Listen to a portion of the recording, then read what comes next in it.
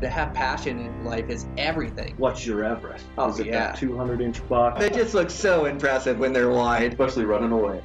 Welcome to this week's episode of Eastmans Elevated. It's like a think tank for outdoor activity. Sounds exactly like my hunting. Just always thinking about it, always trying to evolve it and make it better. Here's your host, Brian Barney. Hey, what's happening, guys? Got a brand new Eastmans Elevated for you. So today on the podcast, I have back on one of my favorite people, Tony Trietch.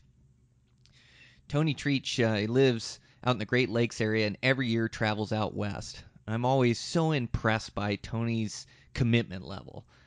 He's been known to leave his house and not return for months at a time, hunting multiple different states, multiple different tags. He's been playing this Western public land game for a long time, and he's just got a great approach, great mindset. He's a great hunter.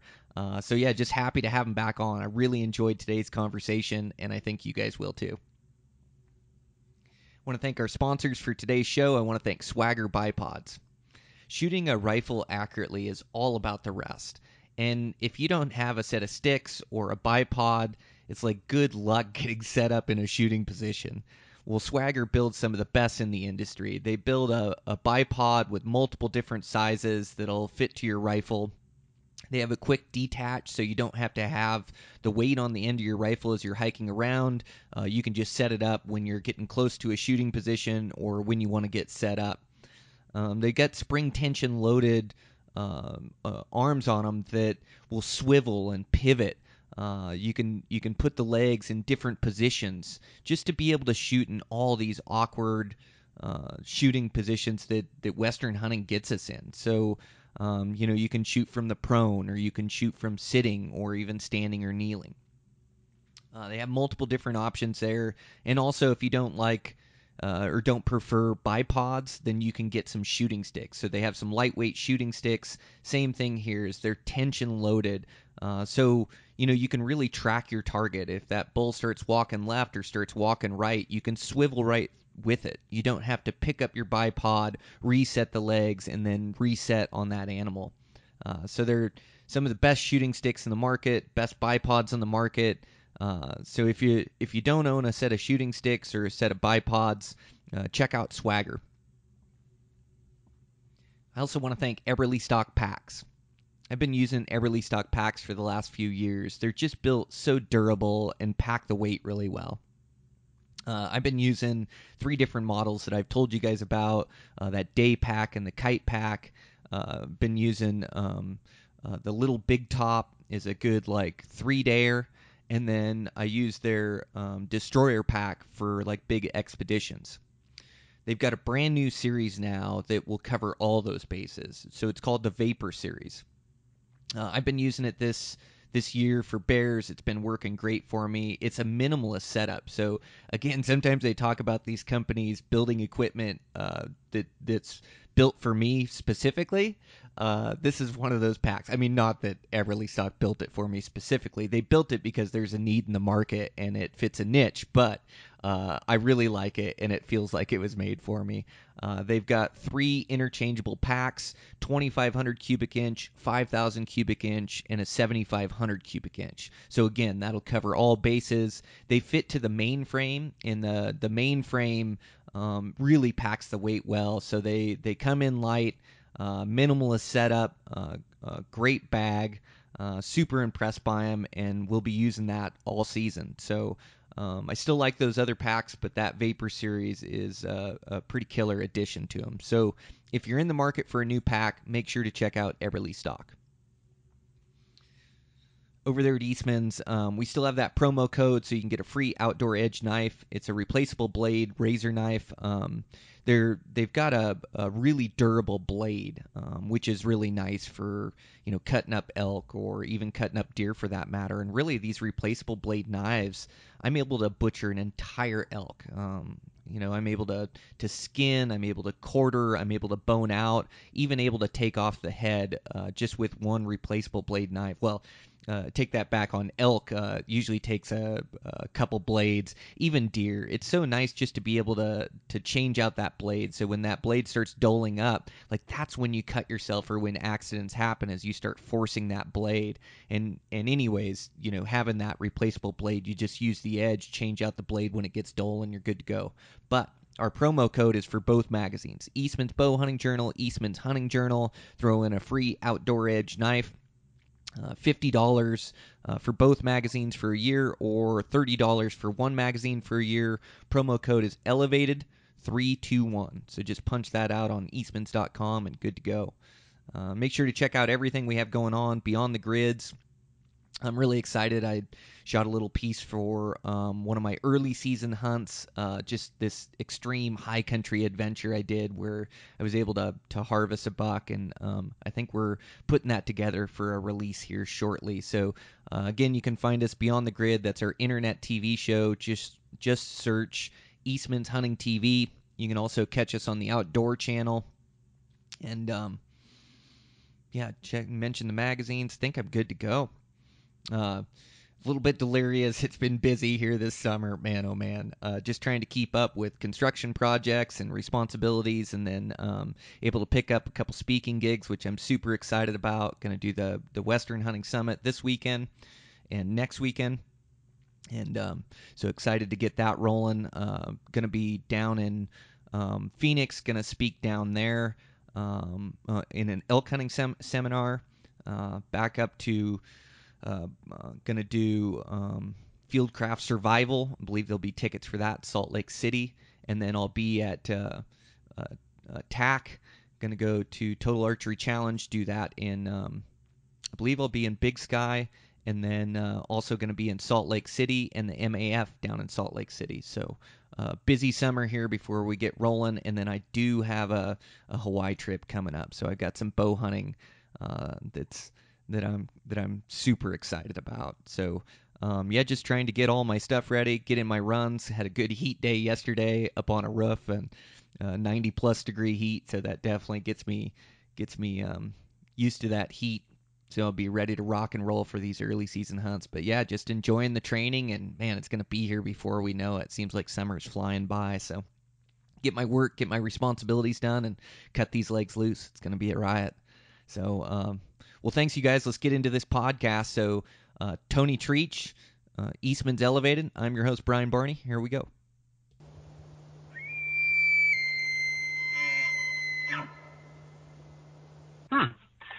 In the meanwhile, I was sitting here in my truck. I pulled outside of the garage because I'm closer to my office where the Wi-Fi is at, and I shut it off, and instantly a red squirrel runs out from the tree, jumps up, and I can hear him like underneath the truck, like in the engine compartment. like it's just not a good morning. You are kidding me. I fired up the engine. He ran so fast, his ass was flipping over his head when he was taking off out of the truck. So man, the squirrels, mice, and rabbits, that's like the one thing you want to keep out of your rig. They get into those wires. They can just make a mess. I ran into a guy in Colorado last year that parked his razor on top of a giant blue tarp and then folded it over the razor like a Christmas present.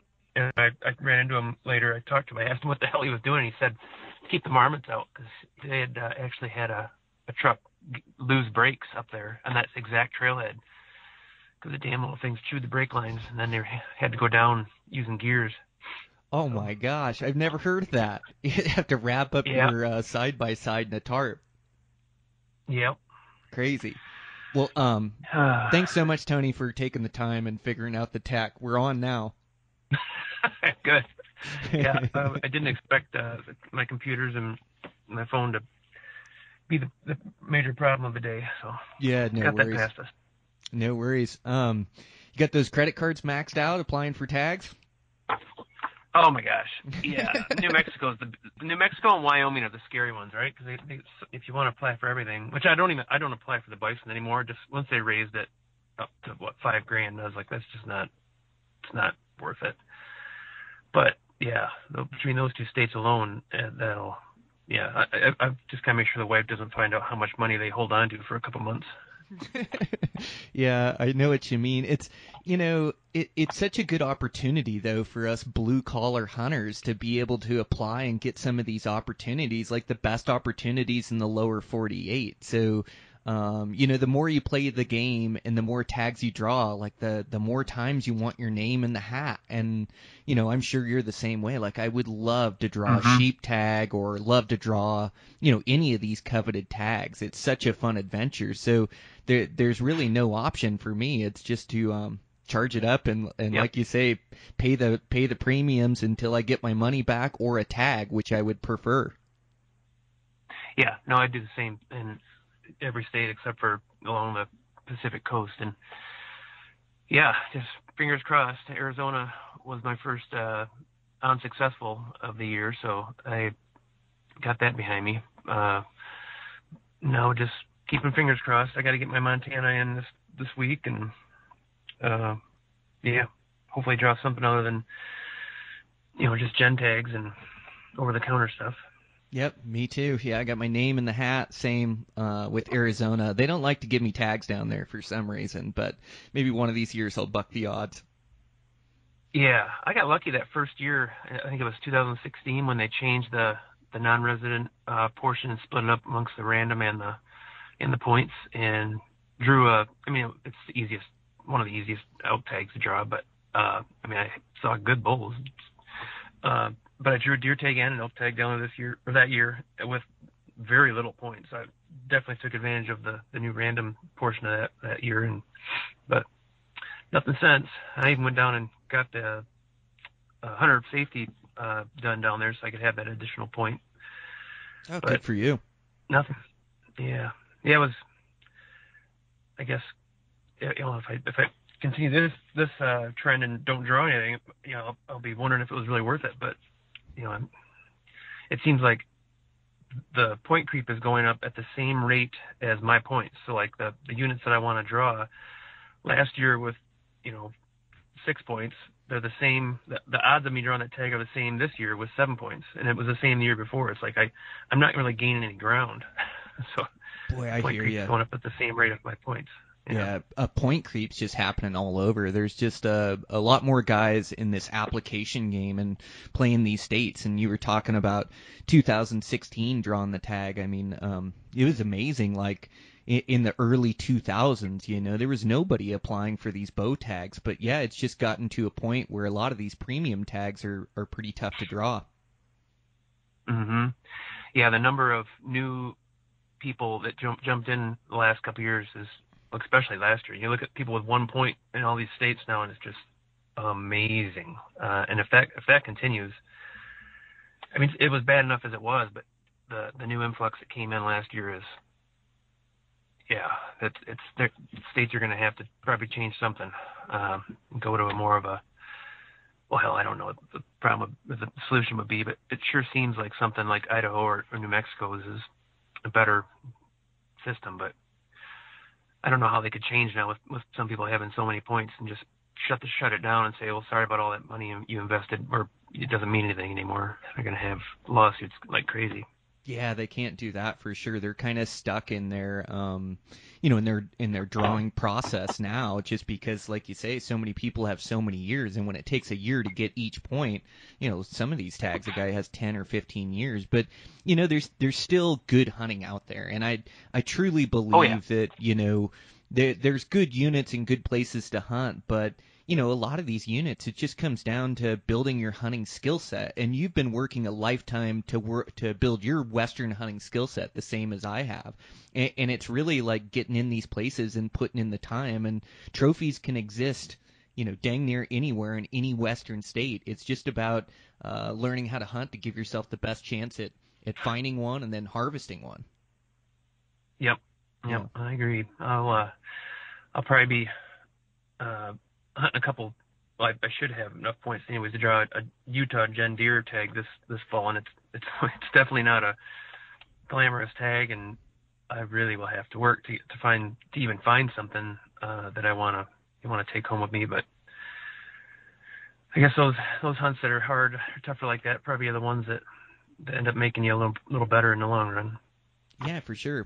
I'm in the same boat. I've harvested one really good buck from Utah in a general unit, but it just I didn't like the unit. I didn't like all the pressure in it. So I've been trying to find another unit that fits my style of hunting, the places I like to hunt, and then population and size, of course. So I'm in the same boat, Yeah. Tony. We may be able to team up again on another hunt this year. So last year you That would be drew awesome. a coveted Nevada tag. And my buddy Dan drew a coveted elk tag in the same unit. So we were able to team up a bit and share information. It was really fun to share that hunt with you, Tony. Yeah, no, I enjoyed it too. It was nice to have somebody to throw ideas off from, and plus get the intel back and forth from what you saw and what I saw. But that was definitely for the points that I spent in there. I definitely expected to see more of the bucks I was looking for, more of that size. Because I know they're in there. I mean, you guys found a good one and put me on it, and I found one other one maybe that was close to that, but further, far and few between than I expected. That was a tough hunt for me, but. Yeah, I know it. I know you put a lot into it. Like I'm so impressed, Tony. Like you're around the same age as I am, but you go so hard on these hunts. And one of the reasons why I wanted to get you back on the podcast, you're so committed to the cause, and your scouting days blow me away in these units. I think the year before in Nevada, you had spent over a week scouting when the season wasn't even open, right? 2 years ago, I drew an archery tag. Is that what you're talking about? That one? Mm-hmm. Yeah, that was the one I remember. Yep. Yeah. And in 2018, I drew a different unit, and I scouted for 10 days to try to find something, and I never turned up a mature buck. I mean, I shouldn't say mature, but I never turned up anything I would have shot. And it was so dry that year, and just finding water was tough. And and you'd find old bucks, and they were just. I mean, they just didn't put on anything. Their bodies were just trying to survive, let alone they weren't putting any of that nutrients into their antlers. So I turned that back in. And this year I think I only scouted 6 days this year in Nevada. Still, but yeah. I mean, 6 days is incredible, and then you spent so many days of the season there in Nevada committed to the cause. So, man, I just it takes us quite a few years to build our skill set and also just get our finances right to where we can really put the time and effort on these hunts. And I feel like, man, you have sure been giving it your all, especially the last 5 years. I'm sure it's been the last 10 or longer. I've just known you for the last 5 years. But, yeah, I'm just so impressed at your commitment. So, you come all the way across the country. You have absolutely everything you need. And then you set up and you are there. And you never miss a glassing session. You put in great miles, you're constantly putting in the effort. And so I'm just so impressed at the hunting skill that you've built, and then your game plan going into these hunts, and then also your discipline to hold off on those decent 170-inch deer because you're looking for one bigger, because you've accomplished that before, and you believe in yourself and believe you can do it again. So how do you build your game plan for these hunts when you're going down? How many days do you give these hunts? Is it I'm going to give it the whole season, or you try to give yourself 10-day window? And like you say, you built 6 days into scouting Nevada. That's incredible. Those scouting days, you learn so much in those days just about the country and finding the bucks, and they're easier to find in that summer range or that summer routine with those redcoats. So that scouting is so essential, isn't it? Yeah, no, I definitely try to, put days in front of each hunt if I can. Sometimes, you're running from, you got a tag that already starts while you're still hunting another place. So by the time you get there, you're scouting in season. But, it's, the whole game plan, it starts right now. I've got to, with the tags, hopefully you can apply for ones that don't overlap or overlap minimally. But then I wouldn't be able to do what I do if I was self-employed. I don't think. That's the biggest key is I've built my business around, the fact that I'm going to be gone for 4 months straight, and everything has to be lined up at home with the wife, and and with the guys at work. I'm like you. I own a small construction company, and my niche is very particular. But I work with other builders, and they know that I'm going to be gone those months, and they cover for me. And it's if they want us around, that's what's got to happen, and it works out great. But everything starts there. If one of those key pieces isn't running smoothly, whether it be at home or at work, you're not going to be able to be gone that long, or to be able to concentrate on what you're doing out there. Well, if you've got issues at home. Boy, that's a good put point. An extra. Yeah. It's like to enjoy your time out there, you have to be committed to it, but everything has to be right at home. And you make such a great point at just structuring your life to get the time to enjoy the things you love to do. And I was a weekend warrior for years, and that worked for me, but I could do less hunts. I have a Montana general tag, less travel to the hunting grounds, and then try to use my time wisely. But you're right to do multiple of these out-of-state hunts. You got to be able to structure your life so you have the time and the support of your family, support of your guys. So, yeah, I'm in that same boat. It all starts there, having the time and having a clear mind so you can go chase your love and your passion. Yep. Yeah, and I got lucky with my wife. I vetted her out for 3 seasons, and she did fantastic. she didn't. She was there when I came home, and she knows now that this is, it's my life. Besides her, this is what everything, all my focus goes to anymore. I don't fish like I used to. I mean, I used to work on charter boats. I got my captain's license and used to do that stuff and fish tournaments, for salmon out in the Great Lakes. And I don't do any of that anymore. I don't hardly, my focus is at home and her during the off season. And then when it's hunting time, all my time goes, all my free time for the whole year is focused in that fall, and everything else kind of, is falling by the wayside. Man, you love it. You put so much into it. Like, yeah. How do you keep your mind right? Like being gone for 4 months, or like these long hunts, like even like that Nevada hunt, it's, I go so hard, but boy, it starts to grind on a guy, especially you get into day 8, day 9, day 10, 11, 12, day and 30. especially like you're stacking those scouting days prior to hunting, like a lot of times. So, you're 6 days scouting and then those hunting days. It's tough to keep your mind right or to keep dedicated to the cause, and especially when you're, like that Nevada tag where you weren't finding the bucks that you wanted to find. How do you keep your focus and your mind right on these tough hunts? I'm not sure I do keep it right all the time.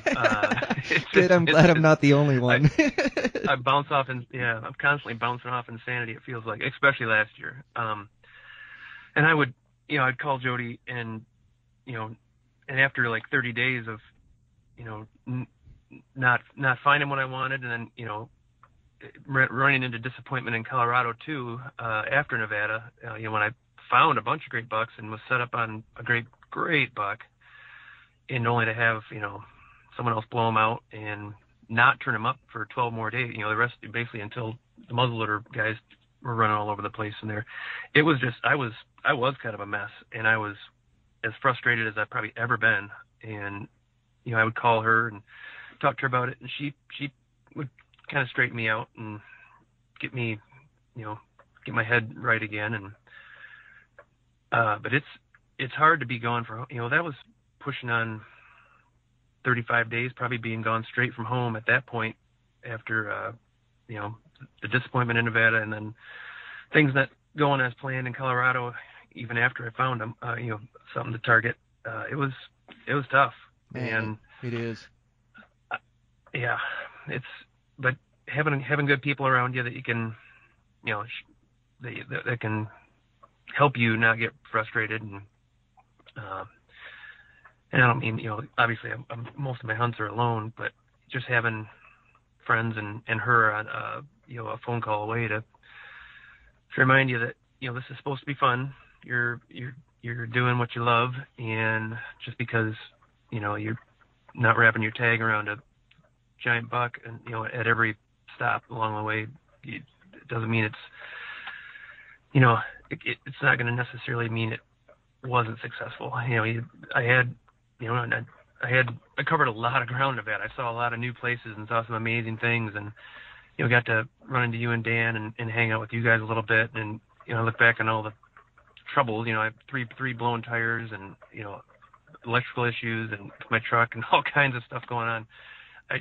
Now it's kind of funny, but you just got to remember that the adventures, those memories will be there for a long time, and just got to take the good out of it, I guess, and maybe it'll help me train a little harder this year, focus a little tighter, on what ways to make sure that doesn't happen again.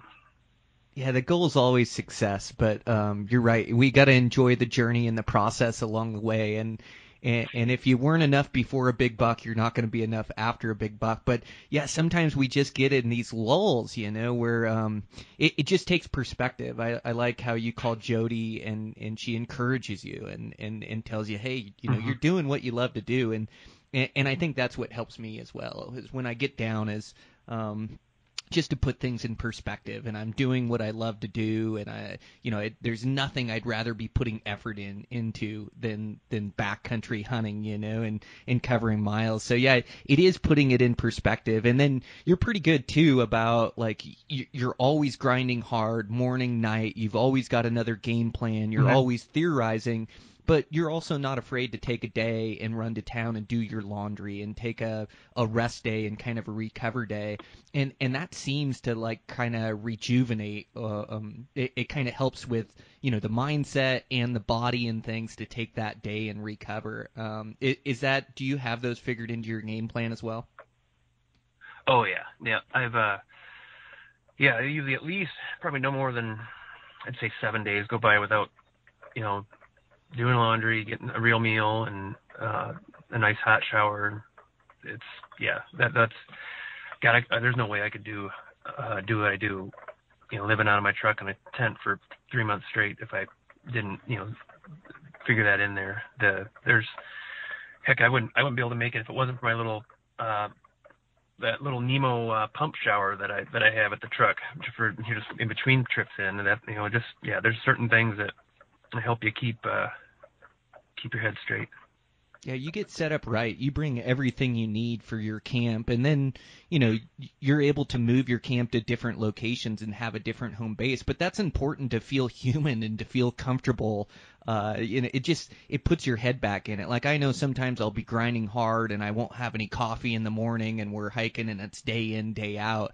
And boy, just stopping and having a cup of coffee just makes me feel human again, and my brain starts firing, and all of a sudden, I'm pumped up to go hunt again, where I was just in a lull. But some of those human comforts can make a huge difference on a hunt.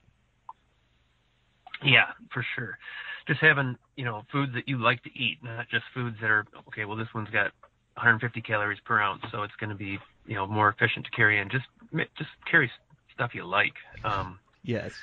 And that stuff changes too after, oh man, I have to rotate my food. Like I'll after 40 days of eating this, like, even if I love this jerky that I brought, after like a month, I'm like, all right, I've had enough jerky. I need to switch gears here. And there's nothing that I can eat the whole fall through every single day. I have to rotate it around.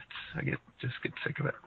Yeah, you make a really good point. Like, I like eating quality foods, real foods, and you definitely like calorie-dense foods and fats and things of that. But the most important thing for me is that I feel like eating it. Like, it has to taste good to me, or otherwise, I starve myself and nothing sounds good. And also that high country, you don't have as big of an appetite. And so, yeah, it's super important for me to really think through my food and pack things that I like to eat that sound appetizing to me, or otherwise I'm not eating enough calories. So yeah, you bring up a good point there. Like, when you're planning your hunt, it's not always about performance, or it's not always about calories per ounce. Like, sometimes it just has to taste good. Yeah. It's easy to not eat up there. It seems. I don't know how that works with the elevation, but I know exactly what you mean. I don't know how many times I've come back with a bunch of food left over, and it's like, I should not, like, there's no reason for that. This should have all been, and I'm easily burning way more calories than I'm putting in my body, and yet I came back with food. Yeah, you So, can't make yourself eat. Sometimes like like a pack of tuna fish or something that doesn't sound appetizing to me, I just won't eat it. I just can't even make myself eat it up there. So no, that brings up a good point. You kind of use like this you kind of use every tool at your disposal, which I think is really smart when you get in these units, Tony. Like you have your base camp. Last year you had your four-wheeler in country, and so you use your four-wheeler to get you to vantage points at some, at times, but then you're also not afraid to go backpack into country. You'll leave super early in the morning. You'll day hunt places. You'll backpack and stay in tents in places. You'll use your four-wheeler to get you farther in country and then hike from there. And so you use like every tool at your disposal, and I just think it's such a great approach on these Western hunts because not every hunt is set up where it's a 10-day wilderness hunt where you pack everything on your back. Like sometimes you got to utilize these tools, like a four-wheeler or like your truck. I know you really use your truck, and I do too. But to kind of get a feel for these units, they're so big. Like you got to be able to travel around and kind of heat check different spots to find out what those deer prefer. And so, like, how do you make your game plan when you get to a hunt? Are you going to drive the unit first when you show up and kind of glass around that way? Or do you have some e-scouting places that you want to hike into and kind of have an A, B, C, D, E plan? Or how do you go about it when you're planning a hunt in one of these units?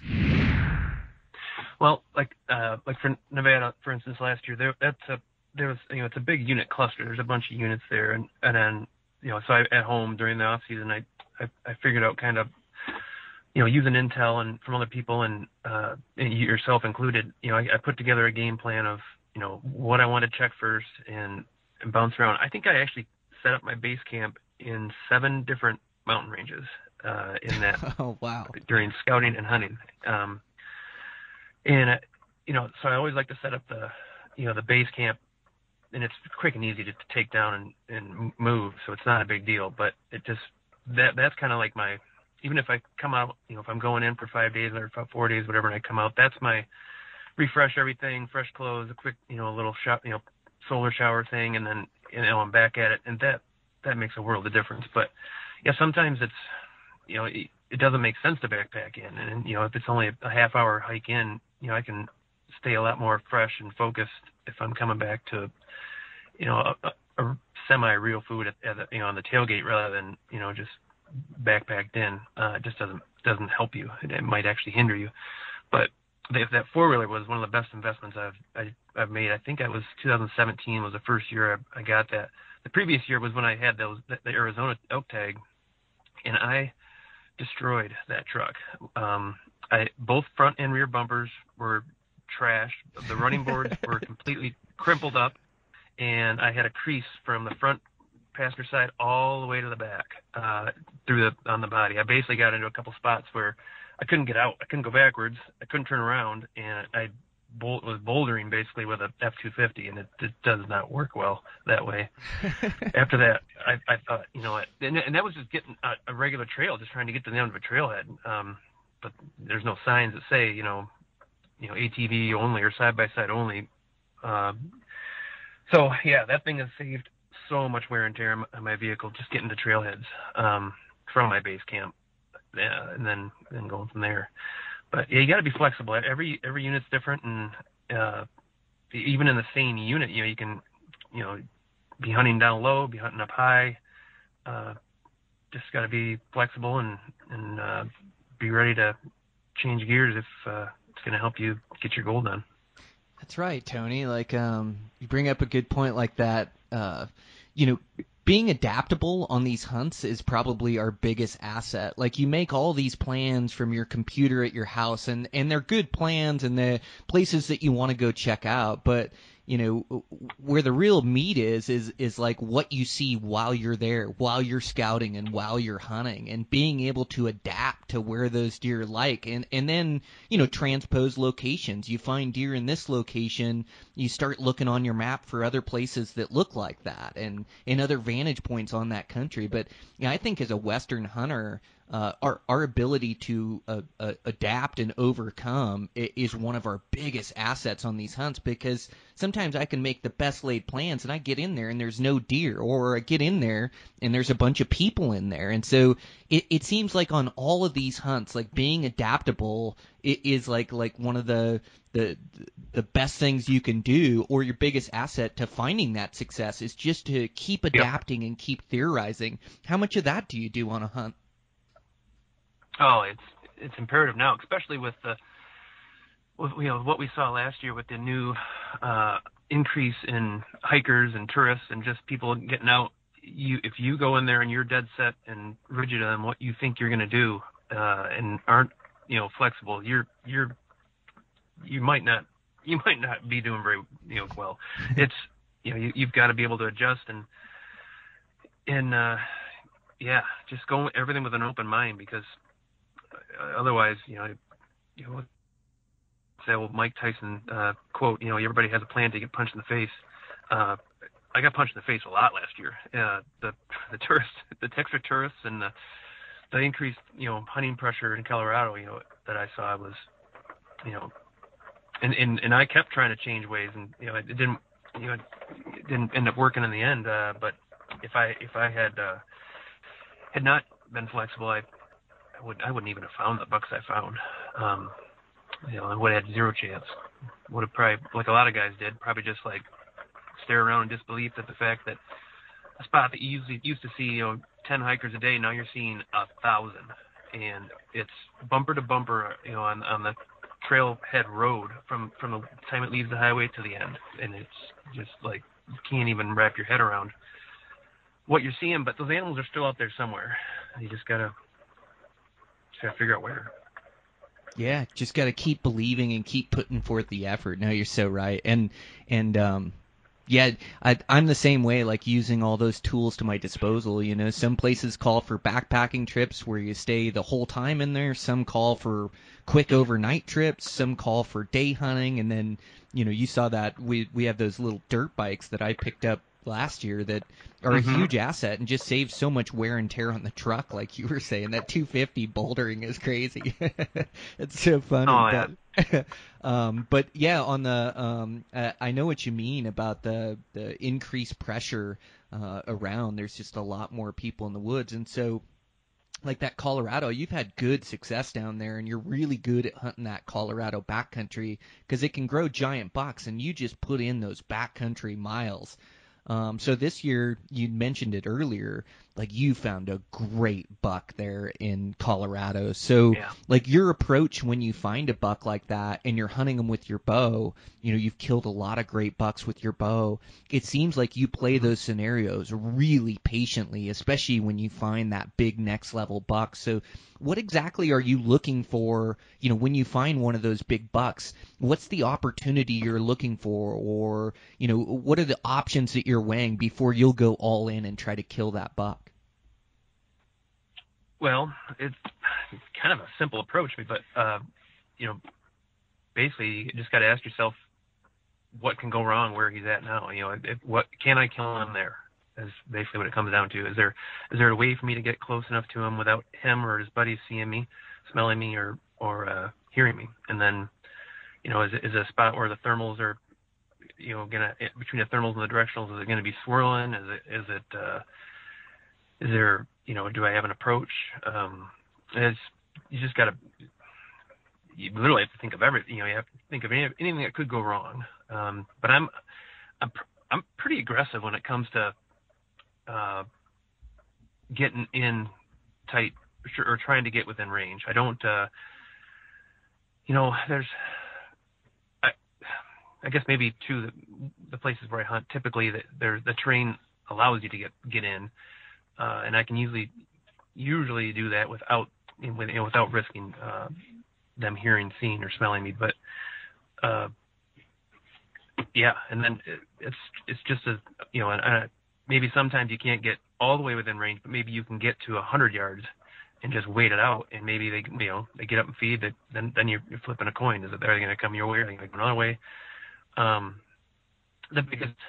biggest hurdle is always other hunters. So it doesn't, even if they don't increase tags in an area, the amount of pressure can easily change from year to year just based on, are all the units, or is everybody spread out like little dots on a map, or is everybody hunting the same little area? And that's the big thing that you can't control. And ultimately, I know more stocks get blown for me because of that than anything else. Gotcha. So yeah, you play it similar to me, like fairly aggressive. Like you weigh those options, where the buck's at, where the other bucks around him are at, and then wind, approach, and then you make your play. And I like what you said too. Like sometimes you're held up at 100, 120 yards, and you just kind of sit in striking distance, and then kind of see what happens there. So yeah, I just and we all have these tendencies, to either be more patient or be more aggressive. I just remember hearing you talk about like waiting on some of these bucks for, I think that buck last year you sat on for 2 days. So what was the problem with the stock there on that buck? He just wasn't in the right spot? The Colorado buck? Yeah. I found him, I think I got Colorado in time for 5 days of scouting, and I found him pretty quick. I think it was the second or third day. And I sat on him basically once I found those two, and I probably found 5 other bucks over 170, all within not too far away, probably a 10 square mile area. But my time sitting on him was actually before the season started. It was opening morning that the night before they were still in the same little tiny little sliver basin, and I made a big loop to get above them and behind them, and they were there at daylight and working across the basin to where they would bed every day, and I was just waiting for the thermals to switch so I could slide above them. It was a no-brainer, super easy. I had tons of terrain. All I had to do was drop back and traverse across the other side of the ridge and then pop up over right above them, and I just needed the wind to change, and they didn't even have a chance to get over to their beds before a couple of I believe they were elk hunters. They didn't have any. I don't even think they pulled up their binoculars when they saw when deer were running out of the basin, but they came right up, and it's really steep. Like even if it wasn't possibly deer in that basin, it's a tough hike to get up that way, and I don't think I would. But they came right straight up from a trailhead below, probably 1,000 feet, and walked right through the basin and blew up those deer. And they scattered, and usually when that happens, within a few days, maybe even like in 2019, it happened to me. A hiker blew up my buck, and it took, I think, 8 days for him to come back, but he eventually came back. In this case, they just never came back. I think, they got bumped by those guys, and then I think they were just playing pinball at that point, and they run into another group of hunters or hikers, and then they bounced to another one at that point. They could, they've been spooked, multiple times in the same manner, even if it's not someone that's trying to kill them. They don't know the difference, and who knows how far away they ended up being. I never was able to turn them up, and I definitely put a lot of days into trying to find them. But man, I bet. Isn't that the worst when they disappear? I've been lucky enough to harvest some giant bucks, but there's a lot more of those giant bucks that have got away over the years. And sometimes you find a giant buck and you make a play and it doesn't work out, and maybe he didn't smell you or see you, maybe you heard some rocks rolling. And in that scenario, a lot of times those bucks, they don't go far. They might go over the next basin and they get to be in deer again, or like you said, they return to that spot. But, those big deer, they don't make very many mistakes. And I know, I had a good chance at one of those next level bucks the last time I hunted Colorado, or two trips ago. And, man, I got in. He walked by me at 30 yards. He just never stopped. And there were 7 bucks in the group. And anyways, he got out there a bit on me. It was like, I think the shot was 65, and there was no wind where I was at, but there was wind in between me and the deer, and I put one. It went right in front of his chest. I watched the wind sail that arrow and push it over, and I missed him, and that buck disappeared, and I never turned him up again. I mean, I looked in every connecting basin. I glassed for 5 days after that, and there's just he's just gone. I don't know if he dropped down to secondary living or what the case is, but a lot of those big bucks you get one chance at and then they're gone. Like you were saying, pinballing around in there, that buck, he never got to feel secure again where he could return to that basin. He got down in there and started running into people, and like you said, who knows where he ended up, but boy, I bet you covered some miles and put some hours behind the glass trying to find that thing. Yeah, it's still a little bitter to think about them. Those ones hurt, don't they? I posted a video the other day on Instagram, just kind of like my sad song of him again.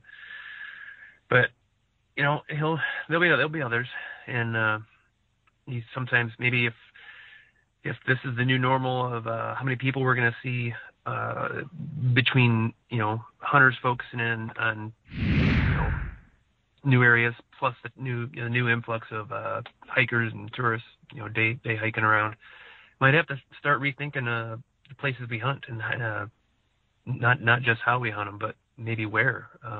I've been seriously looking at the idea of, okay, there's these places in Colorado where I've bow hunted, and it's multiple different units. They're beautiful. They're absolutely some of the most beautiful places out west. Same thing for Wyoming. But there's a lot of places, like some of the areas in Nevada where we were hunting. And they're pretty. They're scenic, but we didn't see hikers down in the low areas or in Nevada like last year. And there's a reason.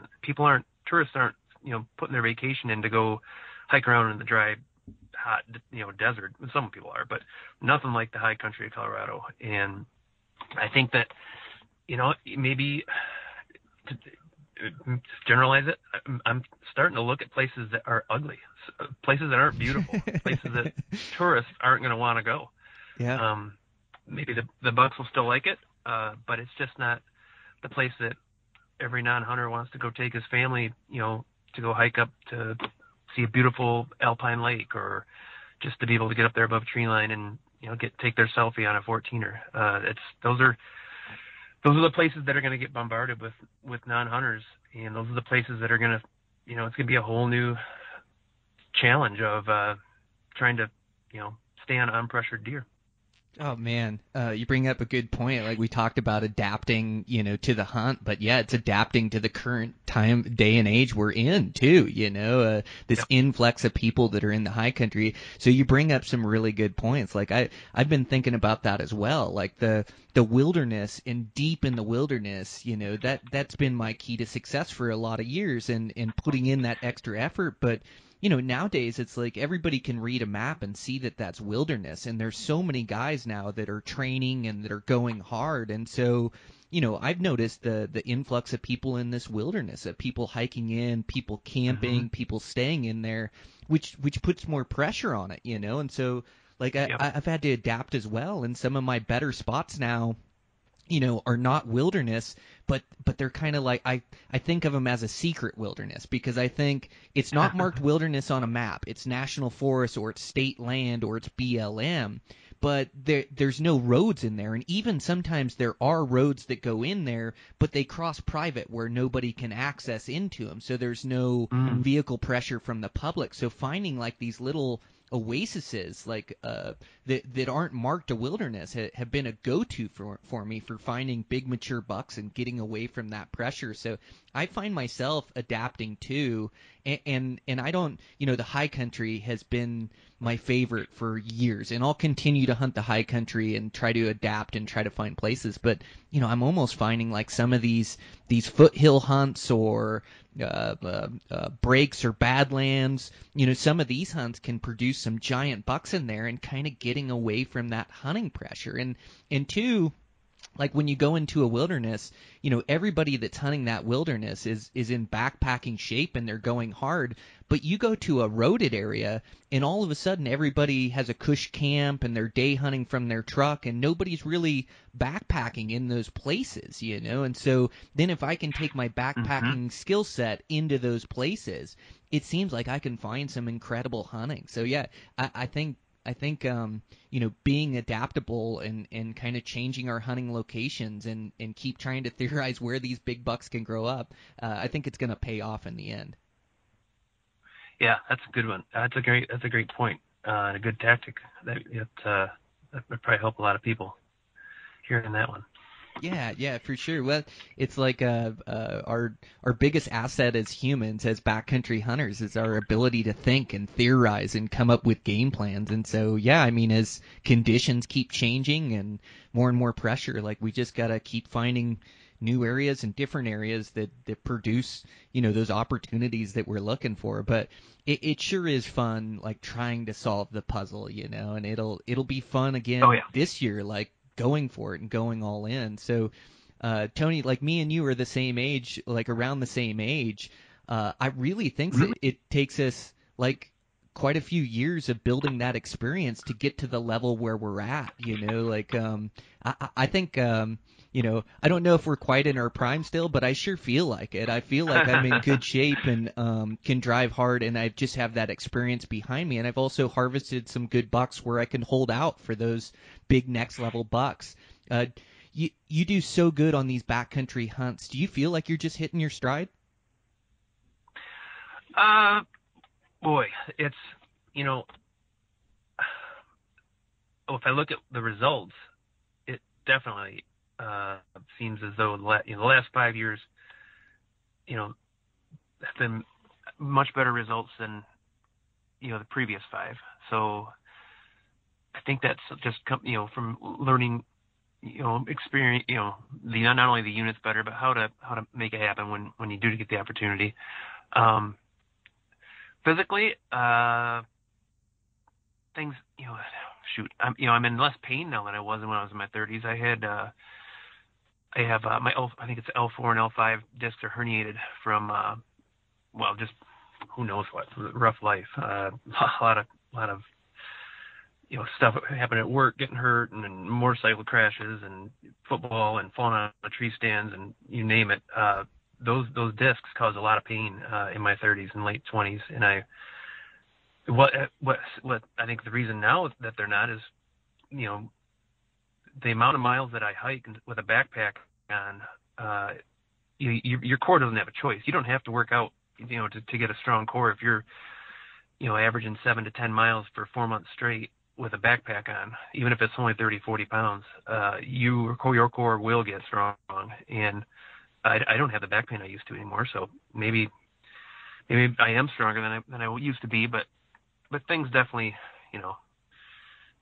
break down in the body as you're going, as you're getting older. I wouldn't say I'm necessarily physically at my prime, but I know how to use what I have, I guess, better now. Yeah, well, you keep in really good shape. You keep the weight off your frame, which I think is important, and you go so hard. So yeah, you make like that weighted rucking or that weighted hiking. Gosh, that's so good. And you think it would hurt your back more, your back would be sore, but it's like your muscles adapt and your core adapts to that strain you put on it, and then it supports your back better. So I'm the same way. I had worse back problem. Like I'm just getting into my 40s now. I turned 41 here in April, but like I had back problems in my 20s and 30s like you did, and Yep. The trail running and then the backpacking and all this work that I put in, I also try to weight train, and then flexibility has been a huge one for me. But throughout that work, I've got my back better than it's ever been. It's I can trust it and rely upon it now, and I just think that's so important. Like keeping the weight off and then being active. Like your body adapts to the stress that you put on it, and so you put that stress on it for 4 months of backpacking around. Your body adapts to that, and that adaptation is good, and so man, it's just so great to hear that you're not having any back pain and you don't have any restrictions on what you can do. Like you say, you're still putting in 7 to 10 miles a day. You're still going really hard. And I think the biggest thing is just to still have the passion for it. And you still have the passion for it, and I do too. And it almost seems to grow every year for me. But I think that's the most important part, is to really have this drive and really want to push yourself and want to put everything into these hunts and have this great adventure. Like, I think that's the driving force to me, and that's something that I never want to lose. And I'm just so fortunate that I found this backcountry bow hunting, for big mule deer and elk and antelope. God, it's just so fun for me, and you have that too. But yeah, I think that's what's going to keep us going, into our later years. Yep. Yeah, it's even with your diet changing, when I'm out there for months on end, when I come back, and I don't really work out besides just the hiking, the hunting, the moving around, I'm in the best shape that I will be in the rest of the year. Like, I come back, at my college weight, and I could, it doesn't really wear and tear on my body. It makes it stronger and better. When I'm done with my season, I'm mentally fatigued, but my body is like the best it's going to be all year. Oh, me too. Just ripping shape, right? I love it. Hunting season, yeah. You just because like even in my training, I just can't replicate that. I can't replicate all day hiking, or day in day out like that. And so even though I train really hard and try to hit peak physical condition, like my peak physical condition is like mid-season, when my body's used to it and I'm grinding hard and also. I think taking that extra weight off helps. Like, you got to have muscle on your frame to hunt the mountains, but you got to teach that muscle endurance. And so I think I like to be like, I start weighing in, and like you said, your college weight, I start weighing in, and I'm my lightest of the year, mid-season or when I'm going hard like that. But it just seems like I cover those miles easier, and I think just keeping the weight off and as I get older, I make better food choices and. When you're in your 20s, you can get away with eating crappy food, and you don't really notice how you feel, or your body bounces back. And two, you don't really have to train much in your 20s. You can just rely upon your youth to get you wherever you need to go, and your body recovers. Maybe that's from sports when we were younger. It's just that youthfulness, But as we get older, we have to work harder to keep ourselves in that shape and keep that weight off. But our bodies are still completely capable of putting in, even more. I look back at my miles log, and I do more miles now than I did 5 years ago, and ton more miles than I did 10 years ago, and my body feels better, but I have to treat it better. I notice if I don't eat right, I can feel it in my body. So, like, I think I pay better attention to that and just take better care of myself as I get older, and I think it pays dividends on these backcountry hunts and how you feel, because if you're absolutely exhausted, wiped out, you're just not going to hunt as effectively the next day. You're not going to make those smart decisions. You're not as sharp. Like, I almost get dumb after a big day of exertion. Like, after a marathon the next day, I'm stupid, like I can't think clearly or quickly, and I notice that. So on a hunt, like, having myself ready to push and like, I push hard day in, day out, but I also know when I'm redlining. And so, like, on a big backcountry hunt, I know I can do, 6 to 10 miles if I'm in coulee country or something like that. I can do upwards of 13, 15 miles a day. I get good sleep and I'm recovered the next day. But I know if I have one of those huge exertion days, and I remember a day like hunting Nevada a handful of years ago where I saw a buck that was so far across this canyon. I was already so far from camp, but it was such a good buck and he was in a good spot that I went all in. And so it was all day, and I probably did 5,000 vert that day, returned to camp in the middle of the night. And I remember the next day I was just wiped. I just didn't have the energy or the go. So, like, I think it's pushing hard on these hunts, but I think it's like knowing your limitations, like trying to get in 3,000 vert a day is my max and 10 miles. and trying not to push over that red line, because then I know I'm not going to be as effective the next couple days. But if I keep inside that window that I've trained for, that I know my body can handle, I just feel so good each and every day, and my body recovers every night. Do you find like you have a red line like that, Tony, when you're on these hunts, that you don't want to push too hard, or are you all in all the time? I think my body tells me, even if I don't necessarily have to, I don't have like hard limits of like what I can and can't do, but I definitely, I probably do go too hard often, and then I suffer the consequences the next day. I think it might have been the day after we first ran into each other in Nevada last year. I don't remember if you recall, but I had day hiked up into an area. Well, actually, I backpacked in. I thought I was going to be able to stay up there because I thought there was water up there, and there wasn't. And I ended up having to come out, half-ass dropping down to look for water. When I didn't find it, I'm like, I'm almost out. And it was like 90 degrees. It felt like 90 degrees. Anyways, whatever it was kicking my butt. And by the time I got back to camp, I had been out of water for, half of the hike out, and I was mentally not there. And that next day, I didn't do anything. I had a headache, like terrible from the middle of the night on, even though I came back and just, drank a bunch of water, a bunch of electrolytes. It whooped my butt. And looking back, is pretty dangerous probably, but I probably should set, limits on what I do more, and I wouldn't end up in those situations. But, I guess I just probably more or less just bounce off that red line and then suffer the consequences. I do remember that now that you mention it, Tony. You said you were dehydrated as all get out and pretty far back in there, didn't find water.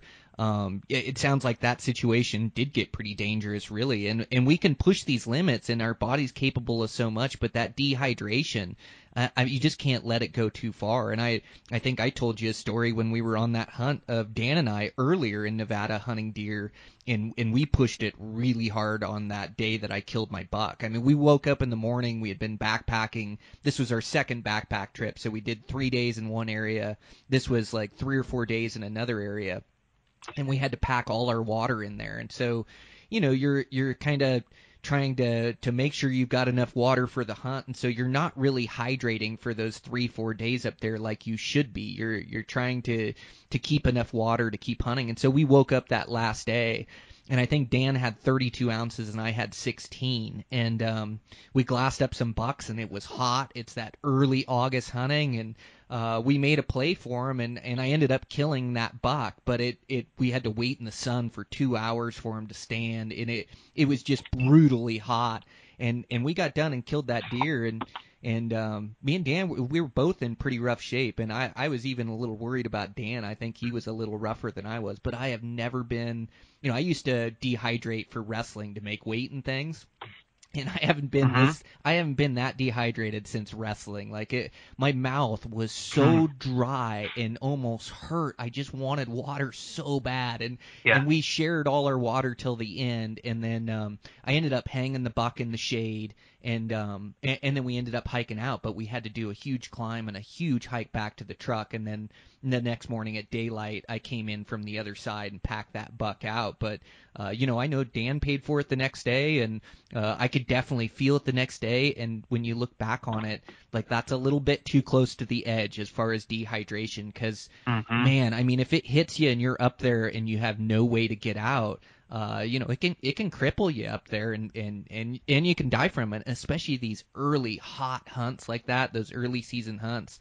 Guys gotta listen to his body and pay attention to it, and make sure you're planning for that, to make sure you've got water day in, day out, because water is the lifeblood of the backcountry, and especially when you're backpacking. And if you don't have it, it's like there's nothing you want more in this world than just a drink of water. Like you just do anything for a full Nalgene full of water, and when you don't have it, boy, you are on the edge. So just like you, I've got myself in some of those dangerous positions that I need to be cognizant of, moving forward and make sure I'm prepared for. Like, you have to make sure you live on another day. Yeah, that was. I can still remember like the thoughts that were going through my head. I mean, my calves and my thighs were cramping up. After I ran out of, well, they were doing it before I ran out of water when I was trying to just drink as little as I could so it would last. Like my legs were physically moving. There was muscles in my calves that just were completely knotted up, and I mean, I was probably looked funny the way I was even walking and moving when I finally got back to the truck. It was a bad feeling. I mean, you just, things go through your head like, what if can I get moisture out of chewing on this grass, this leaves, anything? Can I? You think about drinking your chapstick, whatever you can find. It's just like you need to get something in your throat. It's just, yeah, definitely not good, and pushed it too far. But found out there was no water and no bucks up there, though. Cross that place off the list, huh? Yep. A lot of times those bucks just don't need much water. They find a seep. Like, I very rarely see deer drink. Like, my desert hunt late in the season, I'm learning to hunt this desert better, which, again, I think the desert is kind of like that new wilderness. I really like hunting that desert. The populations are low. They're low densities, but those bucks can grow giant down in there in that desert. But they're so dependent on water down there, which is different than the majority of my hunting. Like, even hunting that dry place in Nevada, where we dehydrated and killed that buck, there's no water on top of that mountain. But I'll see those bucks day in, day out in the tops of those chutes, and very rarely, almost never, see them drink water or go down to water. They just get a lot of their water from, the dew off the grass or the moisture content in the food. And so, I find those mule deer, they live a lot of times away from water, So, it's been, like being able to pack your water with you and be able to live in these places where other humans can't be. That's like another one of my trade secrets, because I can pack 100 or 130 ounces of water and get through 3 days, of hunting in this spot where there is no water. And guys will hike up there with a 32-ounce Nalgene bottle of water, and that'll only get them, that day. So they just can't stay and can't live up there. And so, like, being able to pack my water and plan for it is a major advantage for him. But I just don't see mule deer drink that much water. How about you? That's a good point. You wonder, if maybe they're dropping down at night, like every few days or something, to get water, or if it is all from their food. But yeah, I've definitely seen bucks and spots where I couldn't even figure out where they would be dropping down, unless it's just miles away. And there's definitely, water is key. There was, there's been hunts I've been on, and that the only water source you might have is you're sharing it with bovine cows, and almost. I remember one time in Utah, I actually had to physically push a cow out of. She was standing in the little seat, it's plenty deep. It should be clean, but no, the cows just basically turned it into a bath, and I had to filter water out of there, or I just didn't have a choice. In hindsight, I would have loved to have known that was going to be the case, and I'd pack it in before. That's another valuable thing with scouting trips. If you find the bucks you want to hunt, and there is no water there, you can make a couple of overnighter trips and bring just water in there and stash it, so that it allows you to to stay in there where no one else will be able to, unless they do the same thing. So yeah, that's it. Planning for it. Yeah, I've got some water out of some pretty dirty places before. I hate when my water tastes like elk. I know that's not a good sign. Even after filtering it, it just tastes like an elk. Yep. But yeah, and then I remember last year, filtered urine is still urine. That's right.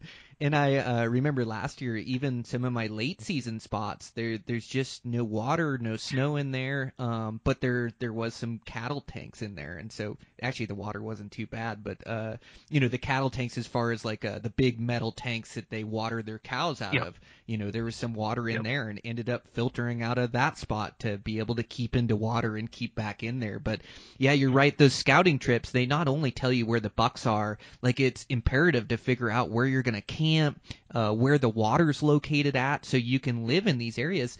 And a lot of times in the backcountry too, you can find a little secret seep that nobody knows about that isn't on any maps or anything. I know, like, one of these ranges I hunt in Nevada, like, I've got this spot that I've developed, and there's no water for 10 miles on this ridge line, but I found this little seep that I drop about 500 feet in elevation and down kind of through the trees, and all of a sudden there's a little seep right there.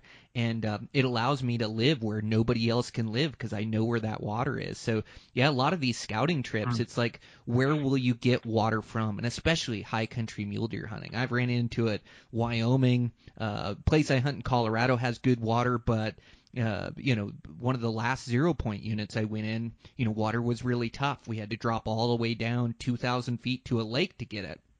So, like, I think planning where you're going to get your water is so important to these hunts because if, like I say, it's the lifeblood of the backcountry. So if you don't have water, you're not going to last very long hunting in that place. So you got to have a plan of where you're going to get it, where you're going to pack it in from. And a lot of times off maps, you can see little lakes and things and grab it on your way up to the ridge or, and then glassing for real green, lush foliage, will sometimes, put you into water that way, but you got to get down there and explore. And it's way better to explore that thing during scouting than it is during hunting. So I'm going to take a page from your book, Tony, and a lot of these units I scout really hard. Some of these units are so far away that I don't put in the necessary scouting time, and I think I pay for that. So I think this year I'm really going to try to put in that summertime, learning that country and learning those bucks. It just pays such dividends during the hunt. Yeah, it's the most fun time that I have too during I'd say the whole fall. I mean, besides standing over your target buck after you got it done, those scouting days are the best. I mean, there's no pressure. Well, unless you're not finding anything, then there's a little pressure. But as you're finding what you're looking for and learning new areas and making those little water waypoints on your mapping software. Those are days well spent and a lot of good memories. Well, and a lot of times those scouting days, you have it all to yourself. You notice that the hills are pretty empty, and so you get this really cool experience of just you up there. And sometimes it can give you a false sense of how you're going to kill that buck or where those bucks are because you find some giants and there's no people around. But come season, maybe there were some other guys that knew about them or did scouting trips when you weren't in there. But the hills start to fill up with people a little bit. So you got to be careful there when you're scouting. But I'm with you. I love it. Because I get to put in big miles too. It's like those bucks are out throughout the day, and so I don't have, definitely make good on that primetime morning, primetime evening. I want to be in good spots, but I can just take the day and hike all day long and just looking in all these different basins and finding bucks. And then when I'm scouting, I'm always looking for that next level buck, but I find a good buck and then, I don't just sit on them. I just keep traveling and try to learn more information about the unit. But I'm with you. I love those scouting trips, and I love like a good bonsai 3-day scouting trip where I can just go put in the miles and really learn that country. So I'm definitely going to plan for this year, and I think it plays a huge role in success, and especially on these bigger age class bucks, is just knowing where they live and where they prefer, and then being able to go back to that spot during season and look for them when they tighten up their program and maybe spend a little bit more time in the timber and they have their gray coats on, but you already have this intel of where they like, where they live, and where you're going to find them at. And I've had it pay dividends too. Like I scouted this spot in Wyoming this one year, and we'd found a bunch of good shooter bucks in these drainages, and I knew these bucks were in there, but I had an overlapping Colorado tag. So I hunted Colorado for the start of the season, so I didn't get back to Wyoming till about September 6th or 7th, somewhere right in there. And when I got there, I went into these basins that I had scouted where I had seen over 100 bucks and a bunch of good ones, and there was no people in there. I had it to myself, which, it is also rare, but I had this place to myself, and so I started looking around, but the bucks just were not there. They were not in these basins where I scouted, and so I started theorizing, and it had just, that food had burned off up top, and the bucks had started to shed their velvet, and they had just moved down into that secondary living, and so they were 1,000 to 2,000 feet off the top, and so I was up there on the tops and looking in these bold basins and not really finding much. I think I found a couple bucks, but it just was nothing like I had scouted. But I knew from my scouting that those bucks lived in there and they had to be close. And so I ended up walking down this spur ridgeline down about 1,000 feet, grabbed this vantage point, and instantly all those bucks that I had scouted were just down a little bit lower and hanging in the sparse timber and avalanche chutes and still in super rough and rugged country and still in the high country, but they just weren't in the top in those alpine basins. And I ended up killing a really good buck on, I think, the last day before the rifle season opened, like the 14th or something like that, like pretty deep into the hunt, and killed one of my best bucks to date down in those secondary living. So that if I hadn't scouted that, I wouldn't have known to go down and look, or I wouldn't have kept believing those bucks were in there. I would have just traveled those high country basins and said, well, there's only a couple bucks in here. I'm going to keep moving on. I'm going to keep going. But that scouting told me those bucks were there. So I think you never quite know what role that scouting's going to play on your hunt, but I think it's always good. Yep. The more the better. And the more time you spend out there, the more you kind of learn the area and the animals. Yeah, absolutely. And then, so you got after those early season deer, and then you continued to hunt. You had a couple elk tags last year? Yeah, I had just an over-the-counter elk tag in Colorado, and actually got on a couple of great bulls. And every day I would go in after them, they would seemingly disappear, and every day I would after I would lose them, I'd go to the other side. It's like a full day to get this other glassing point on another mountain, basically looking across. I glassed them up every single time I went across, and every single time I went in after them, they were gone. So I don't know how because I was coming up the backside of the mountain they were living on, and I know they didn't smell me or hear me or see me. Maybe they just weren't vocal, and they were actually maybe they're just walking circles around me. I don't know, but I hunted that for a while and did not get it done on either of the two that I wanted to shoot. I had lots of smaller bulls and cows that I could have, but I just had my heart set on, for an over-the-counter unit. They were both giants. They're probably 330, maybe a little more. And Colorado over-the-counter, anything over 300 is a rare elk. So hunted them for a while, and then I had a Wyoming deer tag too that I did not get a chance to get over there during the archery. So I hunted that with deer with my friend Derek Henderson, and we were able to find a pretty good bull or a buck and kill him. It was the busiest I've ever seen. The last week of the rifle season in Wyoming in a general unit, and like everywhere else, it was just crazy busy. But definitely had to hunt. I hunted areas I've never been before just to get away from the pressure. And it was a lot lower in that secondary type, timber like you're saying. They just weren't, the deer hadn't seen that much pressure in a while either, I guess, because they were in spots that I just don't think that they normally are that time of year, and had to adjust there. But I did have another elk tag after that I hunted for a while in Montana, just in Montana in general, and I hunted a unit that was actually the first. I haven't been back there in a long time. It was one of the first areas I'd ever hunted elk in, and went back to where I shot it killed my elk out of there. I think it was the second elk I ever killed, and there is now an outfitter camp. This is like a half-day hike from the trailhead. There's a giant outfitter camp less than 100 yards from where I killed my bull in that unit, back in 90, or I don't even know how many years ago, 7, 8 years ago. And the whole area was devoid of elk and full of horses and hunters. So oh no. Yeah.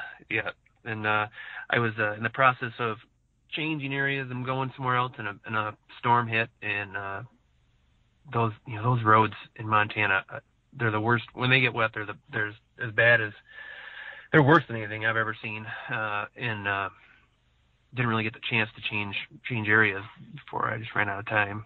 But that was a heck of a buck in Wyoming. that you shot. Really nice, dark, heavy horn, big backs. That was a great buck. Yeah, you spend a lot of time. You believe in these vantage points too. You do a good job of living and dying behind your glass. Like you find the best vantage points in country, and then you believe in them and you sit on them. I think that's so important. Like glassing is really important, but it's almost like believing in glassing is more important. Like believing in these master vantage points are going to do you better than like hiking through country or hiking around country. But you're really good at finding those good vantage points and then believing in them too, Tony. Yeah, sometimes it's pretty hard to convince yourself that you're doing the right thing by just hunkering down and sitting there when it seems like there's just nothing that's within sight. But through hiking and bumping everything around is not gonna help you kill them. Even if you do find them, you're back to the waiting game of will they come back and will I be able to turn them up again? So it's definitely tried the patience but there's just really no other way that's as consistent, for me to find the bucks I'm looking for than just keep looking. That's it. I'm the same way. Believing in the glass, believing in the vantage points, and keep theorizing. But well, Tony, I really respect all the hunting that you do. Thanks so much for taking the time and being on the podcast and sharing your insight. Like, you have years worth of knowledge, and to come on and share that with guys, I just really appreciate it. Yeah, I appreciate you having me on, Brian. Thanks. Yep, and appreciate our friendship too. I like keeping in touch with you, and so hopefully, maybe we can connect on that Utah hunt, or let's just see what tags we draw and keep in touch. That sounds good. I'd love to run you and Dan again. Cool. All right. Thank you, sir. All right. Thanks, Brian. All right, guys, that's a wrap. Always fun to talk to Tony. We've just become friends over the years, and I really like that guy, and I love his commitment level, his approach to Western hunting.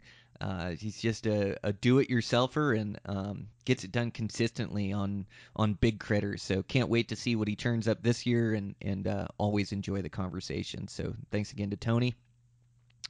Thanks again to our sponsors for today's show, Swagger Bipods, Eberly Stock Packs. Make sure to check those guys out. And check out everything we've got going on over there at Eastmans. And, man, just going to keep it rolling here and keep working away on these projects. About to get one house finished up, and that'll be a good feeling. Get one out of my hair here, and a couple of these smaller jobs that are supposed to getting checked off my list. I got to fit in previous clients that have been good to me, and so although I'm busy enough, just gotta fit them in and find a way to get it done. And same thing, doing a little project for my sister, and she's been waiting patiently, so definitely get her wrapped up and just get ready for this hunting season and make sure I've got my bases covered. I got another carpenter that's gonna come on and help me during the fall, so. Yeah, just so excited, man. It's that fun time of year, so just keep working round the clock, mornings, days, evenings. I did get out for some really good fishing on the salmon fly hatch. Hit that over on the big hole last weekend with Dylan, just a riot. I'll have to get him back on Flycast. He does so good on the podcast, and we just become really good friends, and he's a great adventure partner. So, check out that other podcast, Eastmans Flycast.